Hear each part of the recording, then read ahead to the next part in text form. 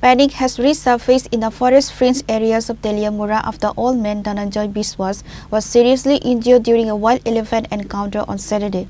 The incident took place in Champlai area under the Chakmagarh forest range. While grazing cattle in the forest, Mr. Biswas was suddenly chased by a herd of wild tuskers.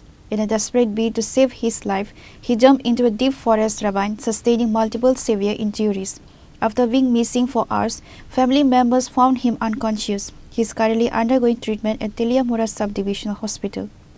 Teliamura fire service department 8:30টার দিকে একজন patient নিয়ে আসে। পেশেন্টের নাম ধনঞ্জয় বিশ্বাস, 60 বছর বয়স্ক লোক উনি। যে সকালবেলা 10টার সময় বাড়ি থেকে বার হয়েছিল, তারপর 10টার পর থেকে নাকি আর বাড়িতে ফিরছে না। তো বাড়ির মানুষ চিন্তা কইরা তাইনের খুঁজার লেগে বার হয়েছে। তারপর তাইনেরে নাকি লুঙ্গা জাতীয় কোনো একটা জায়গার মধ্যে পাইছে তাইনেরে। তো পাওয়ার পর বাড়ির যে ফ্যামিলি যারা এখানে আসলো, তো তারা বললো তাইনে নাকি মাথার মধ্যে একটু ব্যথা পাইছে। তো সেইখান থেকে নাকি তাইনে জ্ঞান হারাইয়া ওইখানেই আসলো। তো এরপরে সন্ধ্যার দিকে বাড়ির মানুষ তাইনেরে ওই জায়গা থেকে উদ্ধার করতে পাইছে তাইনেরে। তো পাওয়ার সঙ্গে সঙ্গেই এখানে নিয়ে আসে। আসার সঙ্গে সঙ্গে আমি ধনঞ্জয় বিশ্বাস রুগীরা আমি দেখলাম।